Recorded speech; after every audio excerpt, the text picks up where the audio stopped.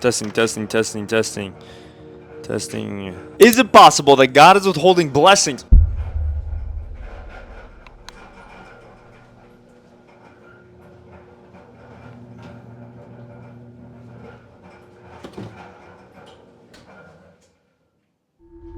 Dryer's on. Is it possible that God is withholding blessings from us because we haven't paid the price yet? Take things back a little bit. Let's start this over. Is it possible that we are withholding ourselves from receiving the blessings that God is trying to give us? That's better. And the reason I say that is because a couple of years ago, I was invited as a missionary to take a little test. And this test was basically had the sole purpose of determining which Christ-like attribute you lacked the most. And after taking this test, I had realized that my lowest testing Christ-like attribute was charity. And that was devastating because, hey, Mama has always told me I am very charitable and loving, okay? I am one of the most charitable and loving people I know. But you see, that was exactly the problem. I had realized quickly after saying that I'm not. And perhaps, maybe the reason I wasn't charitable was because I was extremely prideful. And that was a major turning point for me. Don't think I'm there yet. It's been 4 years, maybe 5 years about, give or take. 6 years, maybe even. Not really sure. It's been a long time. And I'm not there yet. I can't lie. I'm not there yet, nor am I even anywhere near there yet. But I think it all stems across one key principle. For anything good in your life to happen, you have to pay the price of an equal and opposite nature. So if you want to be strong, God has to put you through hard things. If you want to be financially independent, God's got to financially strain you. If you want to be an incredible dancer, well, unfortunately, you're going to be required to do a lot of practice.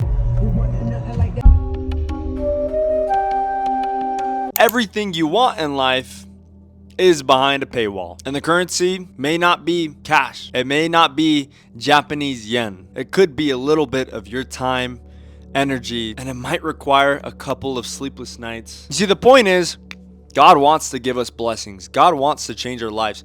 He wants to transform everything we know and do. But first, we have to let God prevail, and we have to let go. If you watched the last video, you saw it was all about how control is an illusion. And if you want to develop your faith, you have to give up control and recognize that God is the one in control. And the second we stop fighting against that, that's when things start to happen. I've learned that pretty quick. What's up, Bruce? Hey, buddy. Hey, buddy. Hey, buddy. Hey, buddy.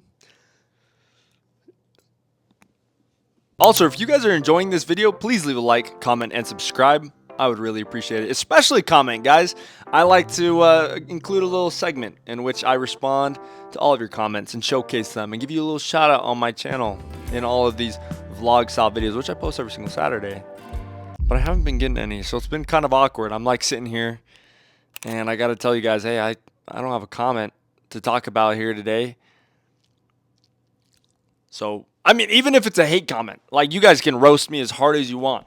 It's like, it's better for the video. It is April 15th, a couple days later, and I've thought a lot. If we want to receive the blessings God has in store for us, we have to be humble. We have to be humble enough to receive them. But more often than not, we are not in line with what God wants for us. We are not in line with humility, and we're ultimately very prideful people. When God says turn away from the world, what he's saying is turn away from those things that don't amplify me. He's saying if your love is cars and money, then you have no need for me.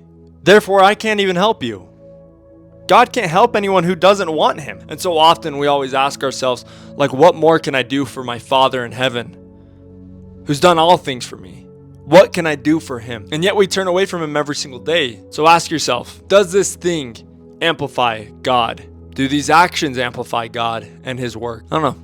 Food for thought. Shall we review some comments? Ah, yes. 3 comments. 2 from the same person. Actually, all 3 of them are from the same person. I ain't gonna front. Matt Kicker. Great videos. And then some confetti. Oh, I'll probably get copyright for that. Go subscribe to this dude. And then he left 1 more comment, I think. Love the videos. Keep them up. Thanks, bro. I was on this video. Thank you.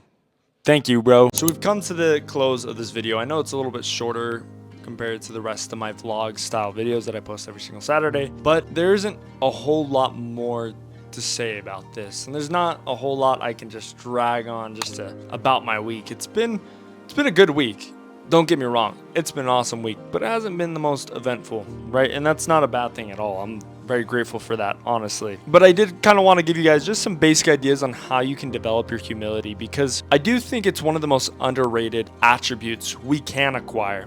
And I'd even call it's one of the most important character traits. It's what makes you more likable, makes you more understandable, makes you more respectable. And overall, I think God looks upon humility with the highest degree of gratitude. And so I thought of 3 different simple ways. Not necessarily that they're easy, but there's simple things or simple ways to develop humility. Number 1, put yourself where you're not the best. So seek discomfort. I recently received an opportunity, maybe one of the biggest opportunities of my entire life, but it's just so interesting that naturally we want to reject these things because they are going to be hard. But at the end of the day, I also recognize if I don't take this opportunity, if I don't give it a try, how long will I regret this? What will I think later about myself? And so I can't betray myself like that. I got to do something now so that my future self can be blessed, right? And overall, and that's just how God helps us to progress.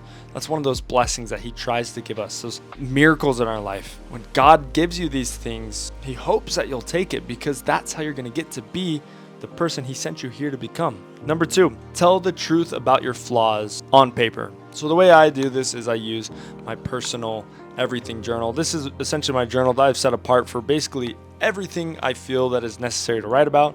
My thoughts, my feelings, my bad days, my good days, things that I'm studying, different ideas that I feel God is giving me at the time, right? Everything goes right in this book, including sketches or paintings and those kinds of things. I do a lot. It's nothing crazy, but I do love that one. I think when you do journal, it's important to acknowledge your need for God. In a way, I feel like journaling is like another form of prayer.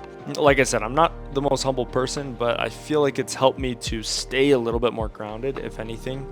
And it's definitely something I'm going to be continuing for the rest of my life. Number 3, give credit away, especially when you don't want to. I think the ultimate idea of everything is do things that don't make you comfortable. Do things that don't always profit you. Right? And just as the scriptures say, when you do things in private, the Lord will see what you do in private and reward you openly. The Pharisees at the time would pray out in the streets, and he said those people get their reward. They get the recognition for praying in the streets, but God won't reward that behavior. God rewards what we do in private, what we don't talk about, right? When God sees that we're earnestly trying to seek him, he gives us more, and I think that's really powerful. So acknowledge other people that helped you.